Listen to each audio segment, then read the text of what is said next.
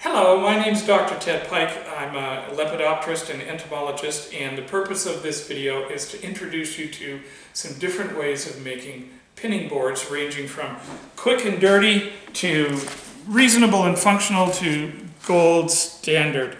We're going to be putting cards or links into this video so that you can jump to whichever part of the process you want to view. So if you want to make quick and cheap and easy, you can go there. If you want to make functional and cheap and easy, you can go there. And if you want to make gold standard, you can go right to there. Full name with title, Dr. Edward Marshall Pike. There we go. And he is going to be telling us about... Well, how to make pinning boards. Okay. And why you make them differently. And why are you qualified to talk about this? Well, I started studying insects when I was about 5. And I have been studying insects all my life. I am now 67. I have 3 degrees, all of which deal with studying insects. I have a rather large collection. Are those metric degrees or imperial degrees? Ha ha ha. Real degrees, not like physicians get. Oh. I have in my basement a collection right now of about 170,000 specimens of insects. Currently, none of them are alive, but most summers I'll have... Well, you've got some down there that are alive. Well, that I don't know about. Yeah. Yeah. Living in the basement, everybody has bugs. But normally... Speak for yourself. My house is clean. Ha ha. Look how clean my house is. Normally, I have about 1,500 live pupa or caterpillars in the fridge downstairs, too. I've been at it a long time. I've described insects, which means giving them formal names.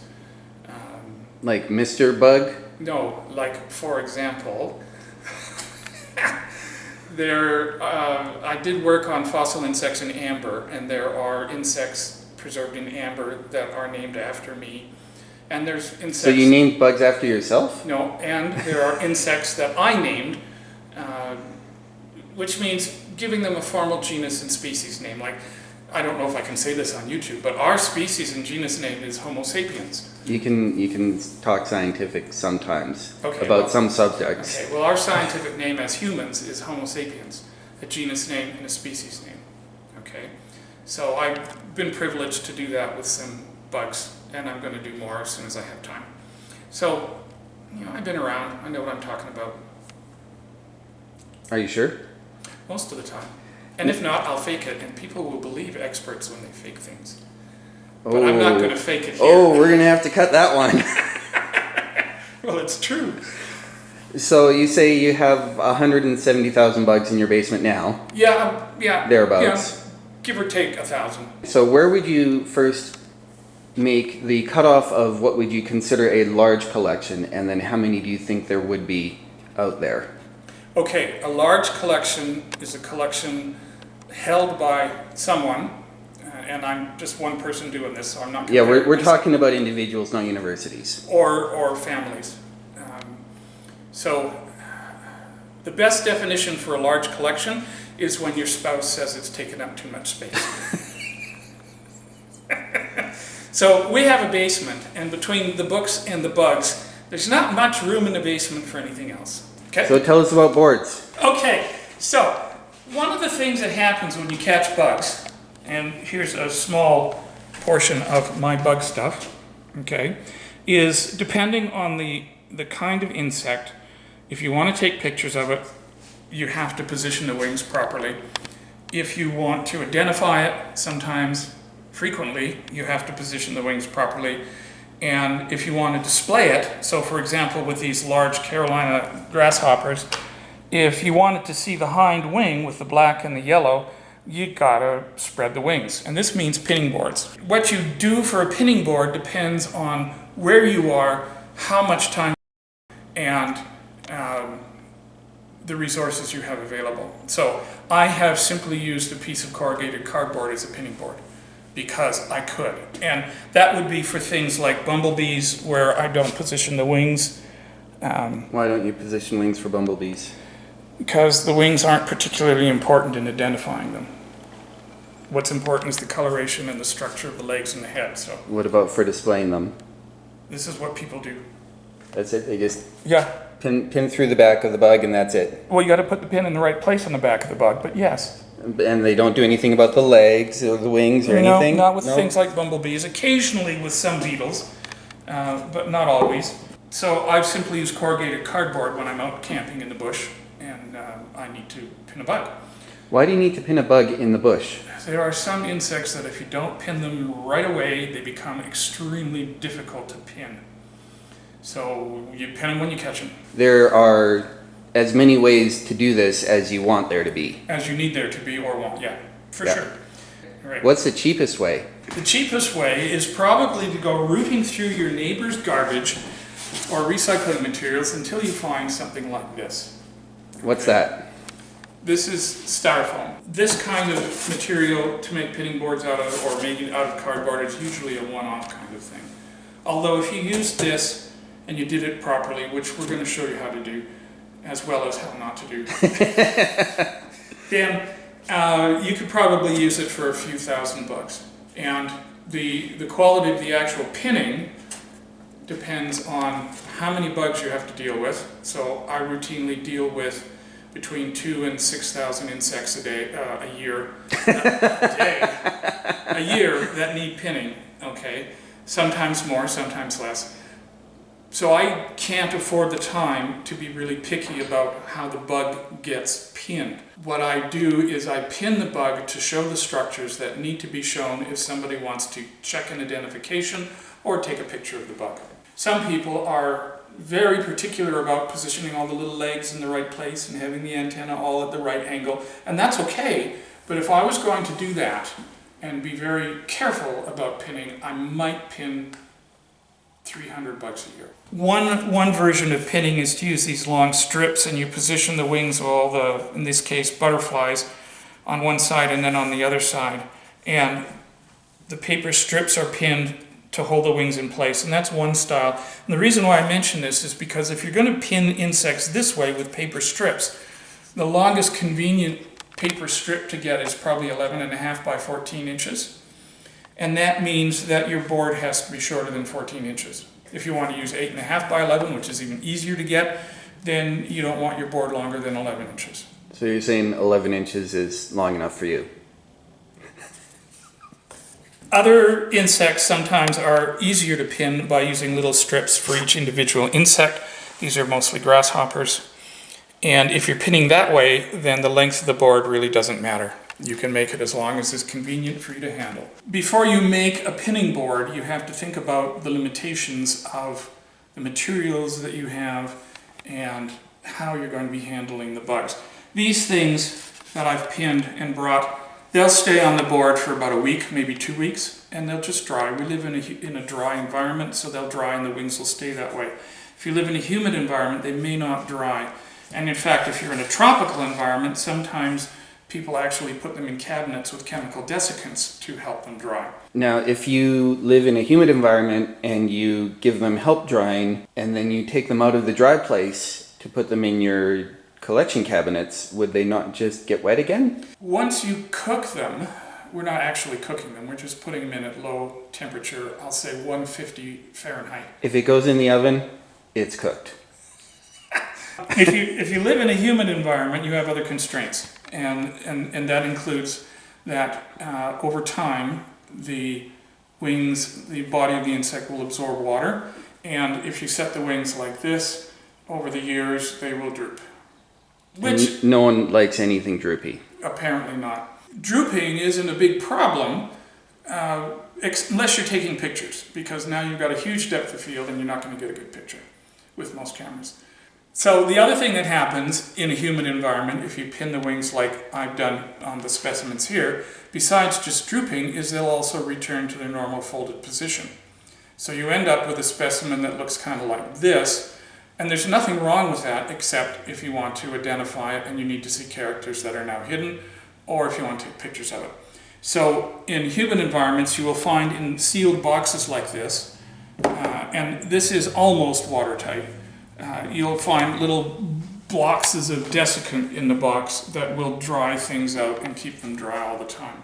Now, is that going to be the same sort of stuff that comes with electronics and you just pilfer it out of your new camcorder box? Or You is could that do that. a specific museum grade? Doesn't matter. Doesn't matter. Any desiccant will work. Okay. So yes, that'll work. There's a wide variety of things to do and to think about. And what I thought that we would do today is show you some different ways of making pinning boards, ranging from, oh, I need one right now, to As good as it gets, basically. let's make them really permanent. When I was talking to my friend before, well, while coming up with the idea of making this video, I sort of thought, hey, if you have enough bugs of enough variety that you would need an adjustable board, then there's a pretty good chance that you will have room to store a half dozen or more different boards. Yes, absolutely. And that if you're going to go that route, then you wouldn't want to be paying someone else to make you an adjustable one and buying that at like 50 or 60 bucks after shipping and taxes. You would rather just get a big piece of material and make however many you want, and then you're good. And that's one of the things we'll show you how to do too. Okay. When I pin bugs, I will routinely pin 1,000 at a time. How long does that take? I can do, Like 20 minutes? are those American or metric minutes? Yes. So I can do a board full. This isn't quite full, but if I was doing a board full of grasshoppers like this, that would take me 10 minutes. Okay. And it would hold maybe 10 to a dozen insects. I Now- would say that this one probably went a little bit faster. Well, yeah, because it's a nymph and it doesn't have wings to spread. These top three are not grasshoppers, they're bee flies. They mimic bees, and they're one of my favorite bugs. If I'm doing a board full of butterflies, like this board will hold 15 small butterflies and maybe 6 big butterflies. But if I'm pinning butterflies this size, I can do a board in 20 minutes. So if I'm doing 1,000 at a time, it's a day full. And you love every second of it. Depends. It gets tedious when you're on specimen number 65. And you love every second of it. Yes, I love every second. Yeah, there's people who collect insects whose attitude is, I just need 1 or 2 of each kind. And that's all they keep. And there's nothing wrong with that. I'm a scientist, and my collection is amassed for scientific purposes, and that includes genetics as well as measurements of variability in a species. So I will pin just about every butterfly, every moth, every beetle, every bumblebee, every bee fly, every grasshopper that I catch. If you really need a pinning board and you really need it quickly, Or if you're just starting out and you don't know if you really want to invest much into it. yeah, that would work too. Then you need something that has a flat, straight edge like this. Now you may find this is a little thicker than you like, but I'm going through the process that you can use to get a serviceable pinning board for Basically free. because your neighbor threw this up. Step number 1 is, you don't want to use all of this, so what we're going to simply do is break it. Get rid of some of this. These pieces you don't want to use because there's no straight edges on. Whoa, ooh, yeah, not good enough. Okay, so we want to use this edge to be where the bugs go. All right, so the simplest way to make that happen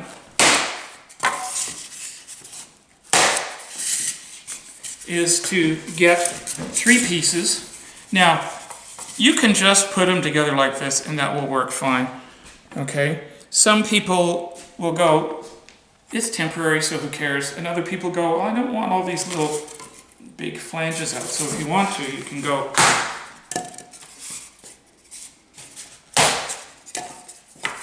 And now you've got something that's a little more serviceable. The width of the gap depends on the size of the bug that you're trying to deal with. This would be a reasonable width for large butterflies, and you can see that it's about as wide as the base of a USB plug. I'm not very dexterous, and yet I can Let me give you a help. thousands of bugs. Okay, so like that, yeah. And then you take care of the one.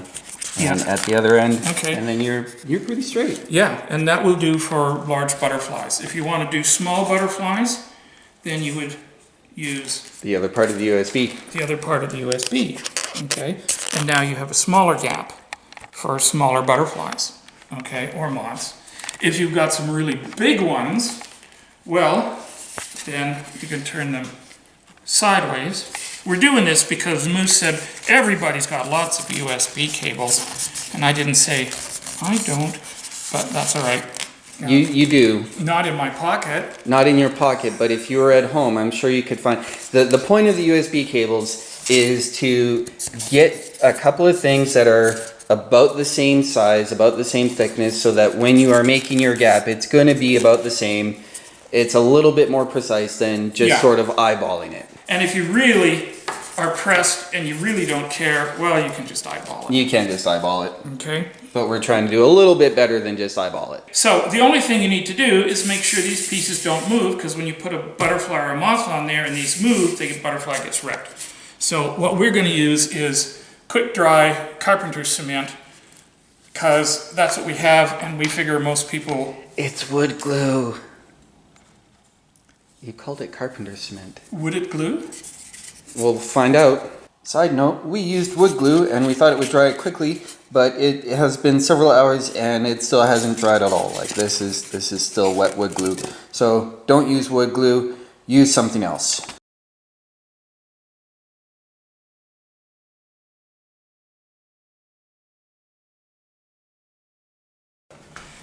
So we figured most people would have this stuff around, so we'll just use that. Okay, so that's all you need to do.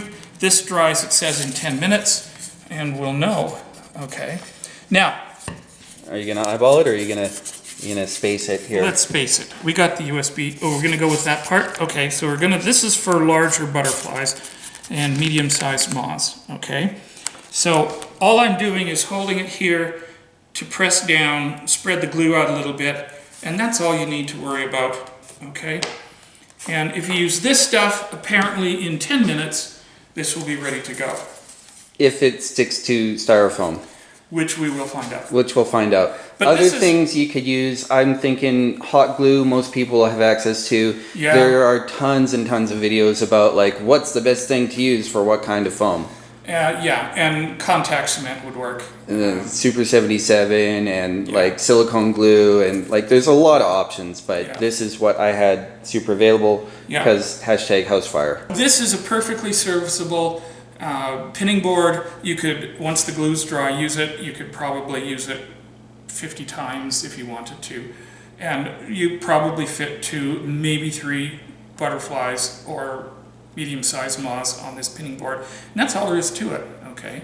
This is good to go, except wait for it to dry. Round two. Round 2. So now we're going to use the styrofoam remainer, and we're going to make perhaps a little bit more careful job on the pinning board so that we can be perhaps a little more proud of using it and maybe get better job of pinning, okay? And again, it's the flat surface that we want to keep. This is a thing called a utility knife, and all I'm going to do... I was gonna wait and see if you're gonna get that This is part right. figured out.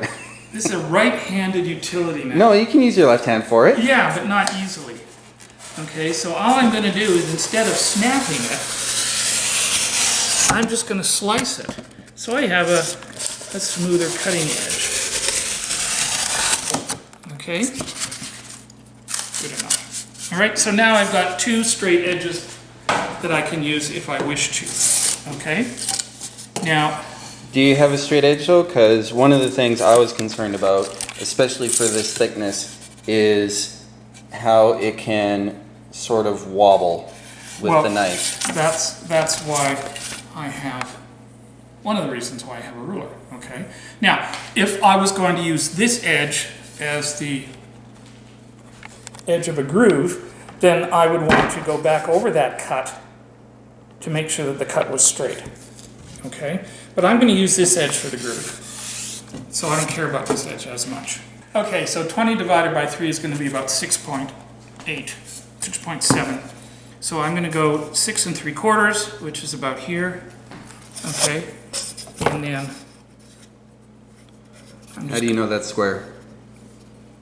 I'm not putting the bugs along this edge, so I don't care. Okay. Putting the bugs along this edge. All right. I'm just making it look a little nicer.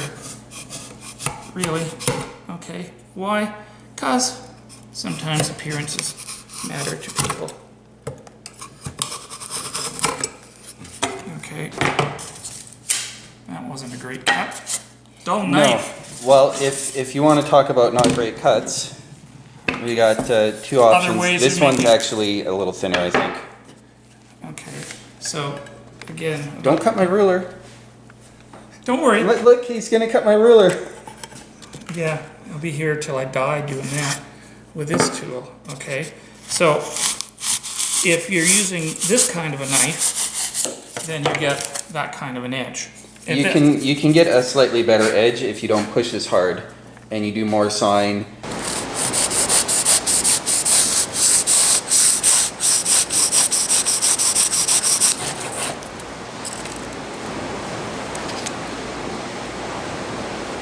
Everyone has one of those. Yeah, I get that. Okay, so now the process is basically the same. You want to set the groove that you want and glue the pieces together. If you don't like it being this fat and these parts sticking out over the edge, well, then you would just cut it one more time. So what I'm doing right now is I'm looking at this gap and I'm looking at this gap and saying they're about the same. So You know, you have a ruler, you could measure them. I know, but this is supposed to be quick, right? Well, this is a slightly less quick version. Yeah, all right. So now what I have is my base. I've got that edge. Okay. Now I want to keep this edge. So And we're going to talk just real quick about why we're keeping the original factory edge. because it's flat and straight. When you are cutting something this thick, especially something this thick, you're never going to get a square cut here. Yeah. It's always going to angle out one way or another way. Yeah. Now, does that actually matter in the process of pinning a bug? No. But it matters to some people. This is the factory edge. This is the one I cut. This is perfectly serviceable, but this looks a lot nicer, so we'll use that. Okay. And we would do the same thing, depending on the size of the insect. We would set the gap for the width of the body so the body of the insect can fit in there. The only difficulties you're really going to run into are going to be, are your pins long enough to get all the way down this gap? Yeah, and that's something you have to think about before you start putting things together. The next level up is actually what I do most of the time, and that's I make a whole lot of pinning boards all at once because I'm pinning a lot of bugs all at once. So this is styrofoam insulation, and it comes in a variety of colors, but that doesn't matter. What matters is that one surface should be relatively smooth. So when you pick this, if this is what you're going to do, you want to make sure you get a chunk of this stuff where one surface is fairly smooth. The other thing you need to make sure of, because this is something you can get in a panel, you can get this sort of thickness, this sort of density. You want to avoid this sort of density when you're getting this panel. This stuff is much denser here. And that gives you a smoother surface for the pinning and movement of wings, which for butterflies and moths matters because their color is based on the scales on their wings. Okay? Now, the other thing that I wanted to point out is that the thickness has to be appropriate so that you can stick a pin in the bottom and have the insect body at the same level as the flat surface so you can pull the wings out and spread them as I've done here. Okay? So I think you can see that the thickness of the one on top is essentially the same as the thickness of the styrofoam on the bottom. Now what you need for that really is something that is thick enough. If this was 4 inches thick, you're wasting a lot of money, but it wouldn't matter because the groove that you put in, you will set with the table saw depth. Yeah, and it's very shallow usually, unless it's a very large insect. Okay, so that might be 1/8 of an inch. The reason why I like this is because it's relatively inexpensive and I can make oodles of these in 30 minutes, and these will last 5 years. So this piece is 24 by 48, and I don't know if that includes or not the shiplap edge there, so we will go from that corner here. So we're at 23 and a half. So this is going to get us 23 and a half inches. How wide is this board that you have? This one is probably 3. We're just a little shy of 3. Yeah. So how many pieces of 3-inch goes into 23? 3 into 23, 7 and a little bit. Okay, so that little bit's going to get chewed up with table saw. Probably, and if it's wide enough at the end, you can use it for little tiny moths. Okay. Okay? So we're going to get 7 times 8, Yeah, thereabouts. yeah. So we're going to end up with like 50. All the pinning boards that I will need for the rest of my life. The process is we got to cut this up, and Moose is going to help with that. But we don't want this edge or this edge or this edge included in the width of the board. We would like flat edges. Why? It's prettier. Yeah. And it'll store easier too. Yeah. So we're going to hand off the camera to Santa, to Dr. Mr. Professor Edward Marshall Pike here. Whose name is Ted, although he gets called lots of things. And I'm going to try to burn through this relatively quickly. I'm using my drywall square because I have it, but if you wanted, you could take measuring tape, measure, mark, and you said that was 12? 12. So we're going to make these 12 inches long because that will allow me to use 14-inch paper strips, or even 11-inch if I don't have any 14-inch paper strips for the actual pinning. That is one of my favorite sounds in the world. If I was doing this on my own at home and not making a video, I would probably cut it on the table saw. You could, if you wanted to, cut it in half and in half and in half. I've got stands. But we're showing you a way of doing it so that if you don't have a lot of fancy equipment, you can still get yourself some decent pinning boards fairly quickly. So there we go. That is not going to be my straight edge because, so yeah, this is no good. Yeah, it's just going to be the end of the boards, so who cares? Well, I care because I want to make it look nice. And if you really care, then you could rip it off with a table saw. Which is what we're going to do. So we're going to get rid of the shiplap edge first.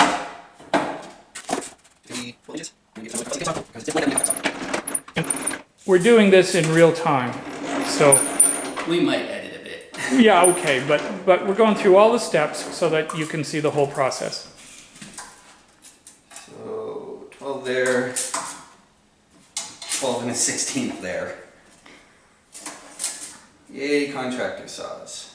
No, I don't have bubble gum. I have actually got these. Oh, get fresh ones. These are fresh ones. Brand new fresh, never used before? Never used. Okay. I put them in my pocket this morning. Disgusting.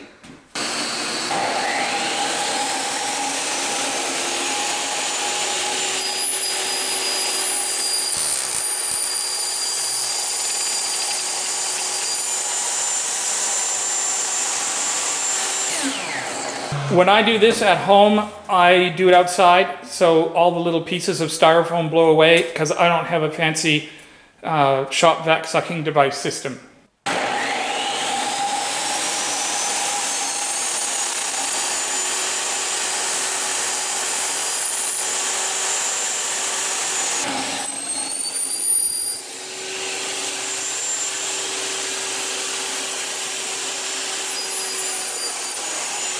So now we've got relatively straight and square edges, and Santa has to decide how wide he wants each board to be.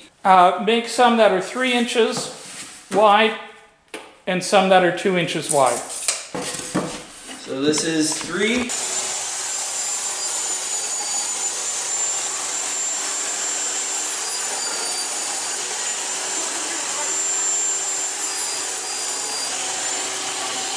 Probably should have done some math to figure out what would have been like a good use of this stuff. It doesn't much matter really. But we've got 14 and a bit, so we can do 3 4s and you'll get a 2 out of it. All right. Now, in terms of the saw itself, it doesn't matter make, model. In terms of the blade, it doesn't matter.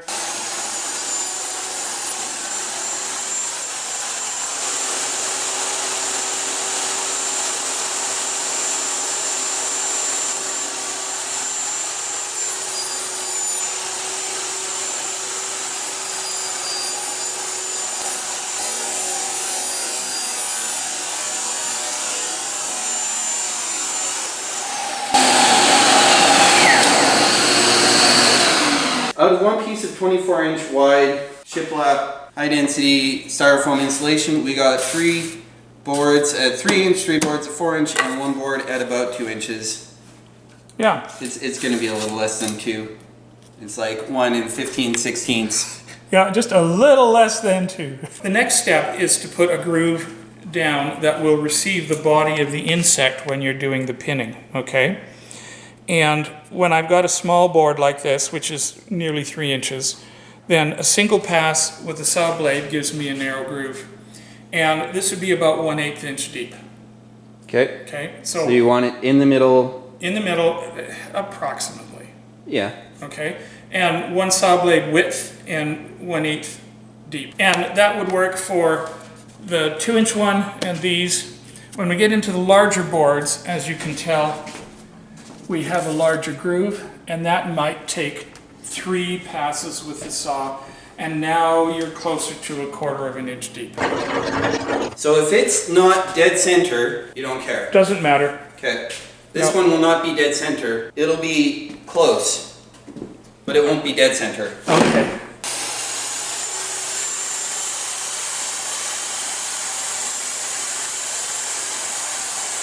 I am just sort of going to eyeball these. Yeah, that's all that matters. Now, if someone is really concerned about having things, then they can be careful. Yeah, if someone wants to be really concerned about having things dead center, you know, I've got this at 3 inches.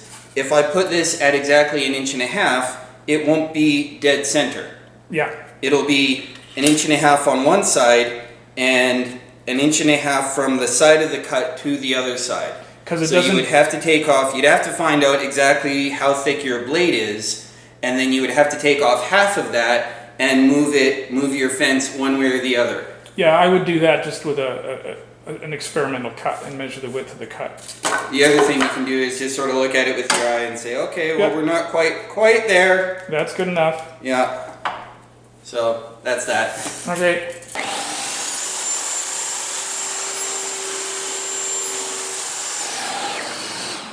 Are you sure that's the depth you want? Yep. And then this one was 4 inches. Yep. And the depth has to be A little more. a little more than 1/4 inch. A You want a quarter. quarter? A quarter will work, but a little more won't hurt either. Now for this one, because we do want to take 2 blade widths off, I'll At run it least one 2. way, and then I'll spin it around, and I'll run it the other way. Okay. 3 blades is probably with this size okay too. So if you want to do 2 blades, fine. If you want to do 3, that's fine too. So your existing one is 3/16. Okay. Do you want to match that, or do you want it wider? Because 2 blades is 1/4. Okay, we'll do 2 blades. Yeah, I mean, you can look at it after. For if I was If making one. you hate it, we can make more. Vacuum, please. I get the sucky job. Hey, Lamau.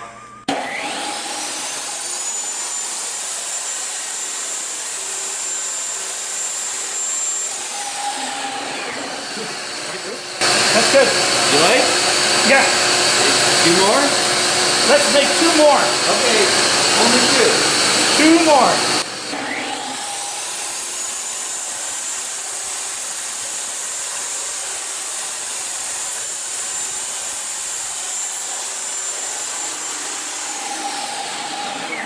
So, explain to me and the viewers how you set up the guide so that you knew you were getting one cut and then flip it and get the other cut right next to it. So that was what I was talking.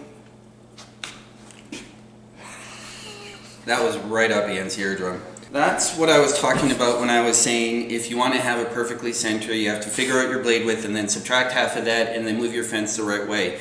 If I've got exactly 4 inches here, which I do because I'm really good at this stuff, and I set my fence at exactly 2 inches, then I know that I've got 2 inches kept here, which means I've got 2 inches minus the blade width on the other side. So if I want it to be cut right down the middle, then I do 2 inches kept, and then I spin it around, And instead of keeping 2 inches, because I've already cut off that 1/8 of an inch thereabouts because of this blade, now I am cutting off the other blade width on this side. And then it makes it right in the middle. And you sure you don't want one that's a bit bigger? No, that's good. All right, so there you go. That's 7 foam boards in, that probably took 10 minutes. Maybe, yeah. And the cost of each of those in material is going to be 1/7 of 1/8 of. Why not just say 1/56th of? Well, because it sounds more fun this way, of like $45. So we go 82 cents each. 40. Yeah, really? So then we got to 80 cents each.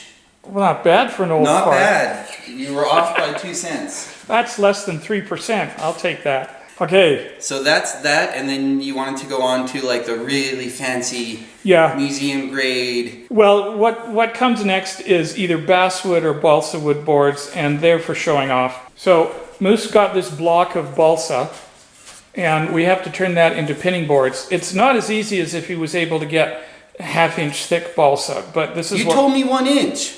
Well, that's okay. Is that 1 inch? It's at least 1 inch. Okay. So it's not as easy if he was able to get thinner balsa, but we can make it work easily. So that's what we're going to do in the next round of this. Is the construction very different? Yes. That one came out of left field. Of course the construction's different. Well, it might not be. You could do it the same way. You could just rip it down and cut a groove. Yeah, you could, but nobody does. If we're gonna do it like this is the fancy, recognizable museum grade balsa wood like this is $18 a board foot for this stuff. Yeah. And now it's dented. Well, we won't use that part for the center. No, this was 2. I should have mentioned, you got to be careful with this balsa wood stuff. Yeah, he didn't tell me. We have spent some time off screen figuring stuff out because that takes a really long time and it's really boring to watch. So we know what our dimensions are, and we know that Santa, Dr. Professor Edward Marshall Pike, PhD, wants a couple of boards, at least one board that will end up being basically like this. We got our 2 inch and our 2 inch. This is 2 inches thick. So we're going to start by first cutting this in half so that we can get 2 pieces that are really close to 12 inches long. They're going to be a little bit shy because reasons. And then once this is cut in half, we can start working on the table saw to get some of the pieces that we want.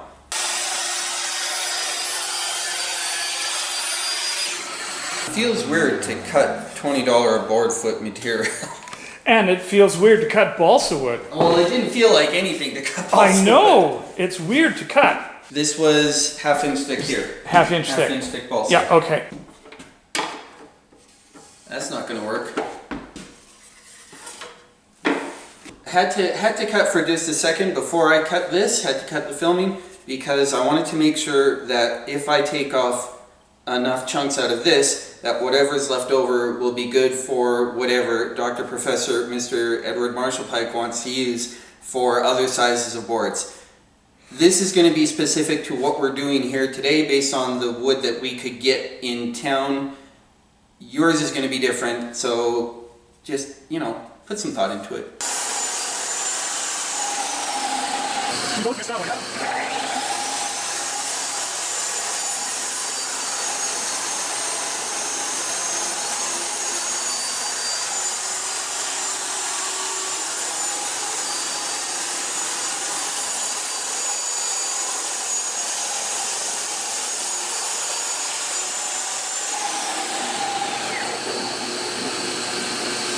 Tell us about the polyethylene foam. Okay, segue to polyethylene foam. Polyethylene foam is kind of the standard in museum grade storage, so you find it in museums all the time. I like to use it in pinning boards because you can stick pins in it until the cows come home and you don't get holes. What if you don't have cows? Chickens. I use the polyethylene foam to go between the pinning surface, the balsa wood, and the backing, which this stops the pin from going down, and that means you get the same height on all your insects on this board, and in other boards made that way. This, you can poke pins in it tens of thousands of times and you don't really get holes. If I do balsam, some people use cork, so that instead of this I have balsam down here between these two things. Eventually this stops taking pins because it's so riddled with holes that you can't poke a pin in it anymore. Would that not also apply to the surface pinning? Here? Yeah. Eventually, yes. It will apply to the surface pinning, but because when you've got a narrow hole, like let's say this is your groove, the pins are restricted to where they're going to go to very specific places. So the first butterfly is always going to be pinned right about there. And that means all the holes go in the same place, almost, okay? Whereas if I'm doing wings on the side, I've got a much larger surface area to spread holes over, and so the balsa doesn't get damaged nearly as quickly. So is one of the ways that people do it just to use the 3 pieces of balsa wood? Yes. And then just not have a backer? Yeah. But it's not as It's not going to last as long, and balsa wood's expensive. Okay. This polyethylene foam, I buy it in huge giant rolls because I use a lot of it. How can you get it if you don't want to have 10,000 bug boxes?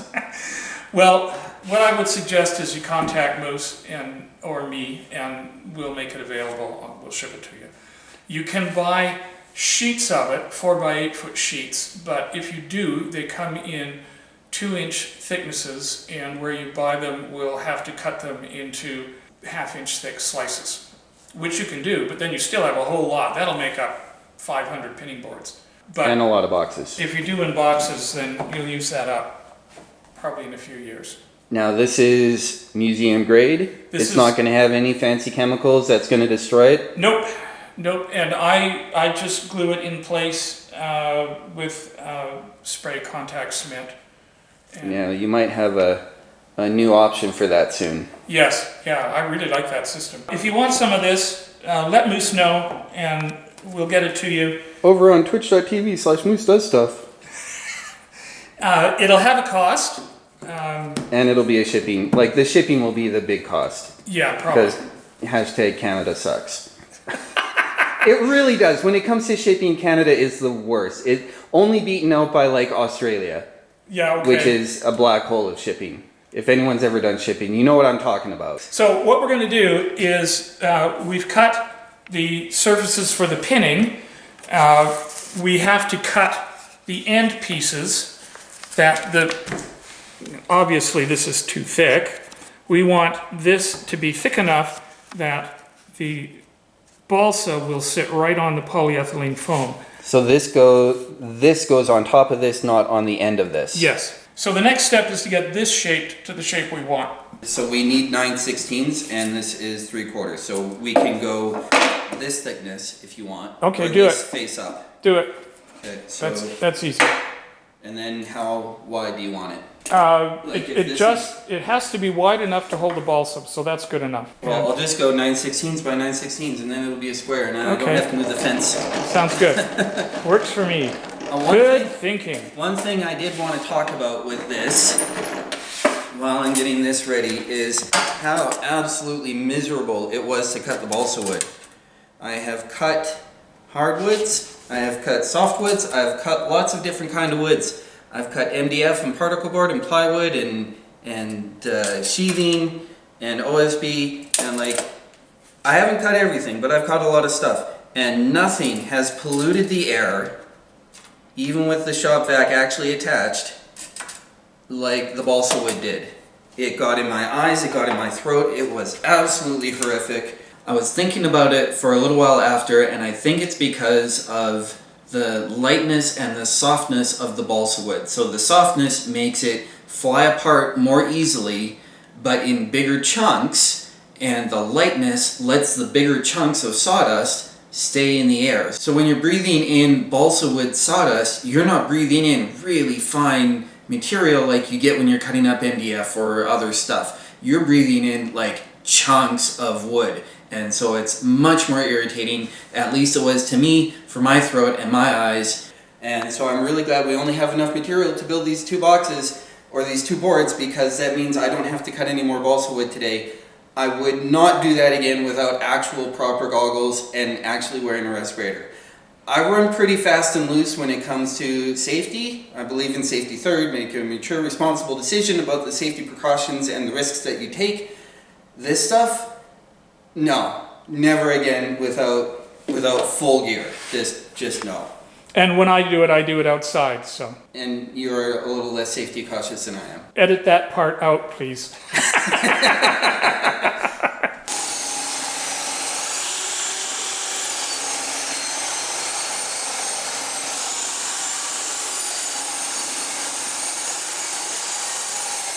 Said you wanted 1/4 inch. Okay, 1/4 inch is good. If you don't want 1/4 inch, that's okay. Let's do 3/8 on this one. That is 1/2 inch right now. Okay, let's do 1/2 inch. Half This will be inch? for large insects. Now by doing it this way, the gap is set by the length of the sticks. No, I was just thinking about that, and I'll show you how we solve that. Okay.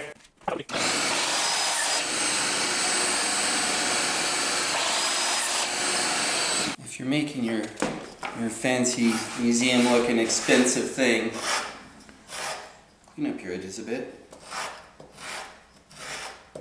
Just a little bit. I get really fussy when it comes to making things look pretty. Good. So Santa was thinking that the determining factor of the gap was going to be how long this is. That is true if you demand that it lines up exactly perfectly at the edges. But if you want to have a 1/2 inch gap, there's a 1/2 inch gap, Yeah. and there's a 1/2 inch gap. Yeah. And then if this doesn't line up exactly perfectly, it'll be pretty darn close. Yeah, it won't matter. And then you're good. Yeah. So that's how you get a 1/2 inch gap. You get a thing that you know is 1/2 inch wide, and you make it your gap. So then you need this 4.5 inches. 4.5 inches by, However long these are minus 2 9/16. And depending on the ink, it may or may not write on this polyethylene foam. And certainly pencils don't work. well, that sounds like a challenge. To my satisfaction. Oh, you're gonna do that? Press hard. That was barely pressing hard at all. That was just a little bit of extra time spent on it. So which side did you measure? Yes. So this is now 1 and Should be 1 1/8. thereabouts. Close enough. So this being 12 minus 1 1/8 is 10 7/8. You know I'm going to do this just to spite you now. I guess it would depend on the kind of pencil too. Probably lead. It used to be lead. Now it's graphite. You're graphite. No, but I am carbon based. My wife would say I'm a diamond. No, she wouldn't. She absolutely would not. Okay. And then this has to be not much longer. Yep. There. So we can cut it to length, and then we can rip it on the table saw. Sure.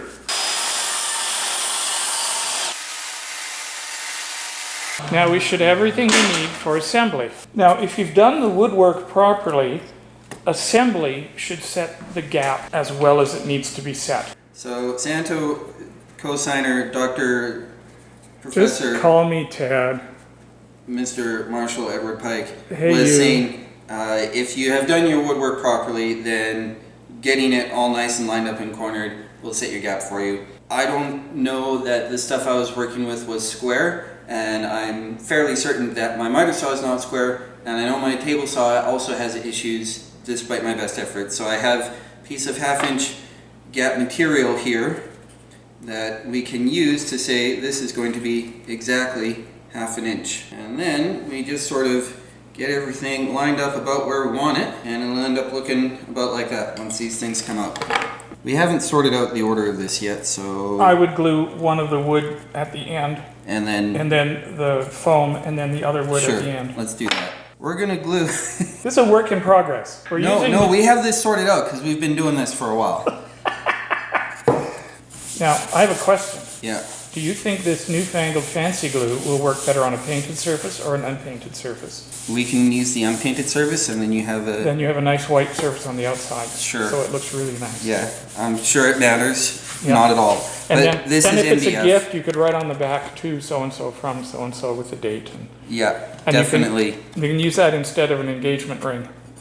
Or you could just get 1/8 inch MDF that's not painted and spend less money. Well, it was scrap, so. So you're a hobo picking out of the bins. No, it's left over from stuff I paid for other things. Oh, okay. So I'm a hoarder, apparently. Yes, that too. We're gonna start by gluing one of these ends in. We are using gap filling thick CA glue with some kicker, and that will make it go really fast, and then you don't have to clamp anything. I've been using this stuff on trim. How long between the time you spray and the time you have to stick? I don't know exactly. I haven't tested that. Well, I guess we're testing it now. Sort of. Yeah, not really. You have a little bit of reposition time. Not a ton. And then you just hold it for a few seconds and then you're pretty good.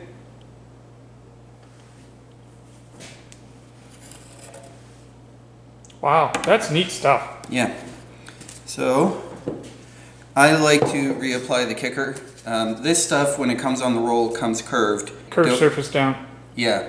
It's going to be pressed down by the It's going to get balsa. pressed down and it's going to get glued, but I always find it personally easier to push down in the middle to get a flat surface than to try to push both the edges down all the way along. Good point.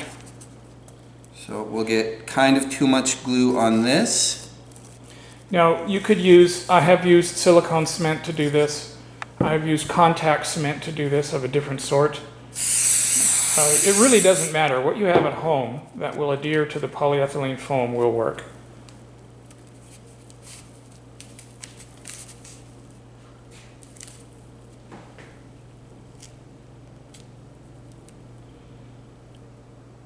And I will admit, Moose is far more particular about the alignment and measuring of things than I am. I want it to work.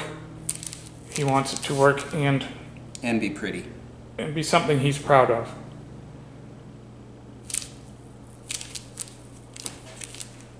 And then the last piece.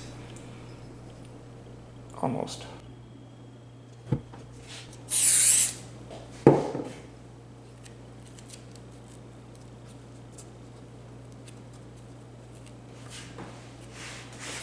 And there's a little bit of a gap there.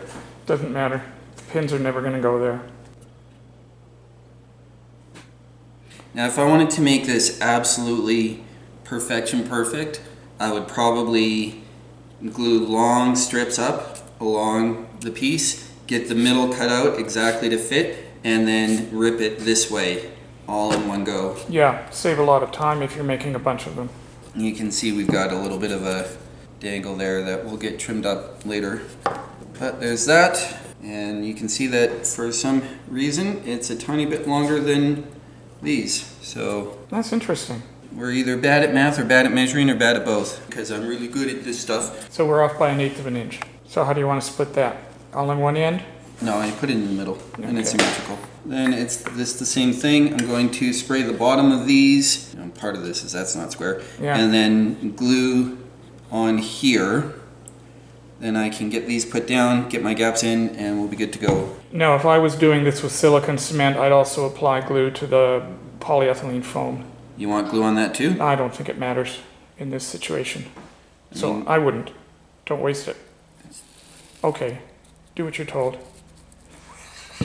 If you would do like this, then we can do like this. Yeah, but this is way more expensive than silicone cement. But it works gooder. It do work gooder. So we'll get this one. Oh, that's where that one's going now. It's in good and hard, huh? Boy, that was quick.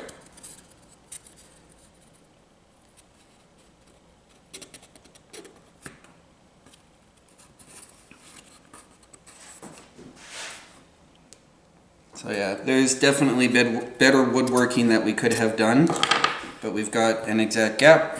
Yeah, and for a prototype, this is not bad at all. Good to go now. You could pin with it right away. Yeah, but we're gonna trim this up, make it look Yeah. a little prettier. So this is sort of like the gold standard pinning board. Well, there you go. Balsa Yeah. wood pinning board.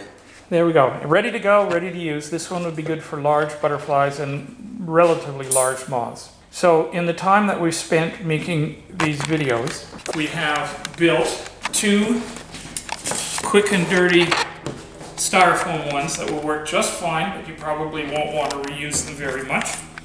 We've built 1 gold standard balsa wood that will probably last until I'm not only dead and buried, but decayed. And we built, You think you're gonna get buried? oh, I'm gonna get scattered. Yeah. And we built 7 styrofoam boards, and we've been at it for less than 3 hours. And we were doing video nonsense the whole time. Yeah, and some planning as well. So, pinning boards in a nutshell.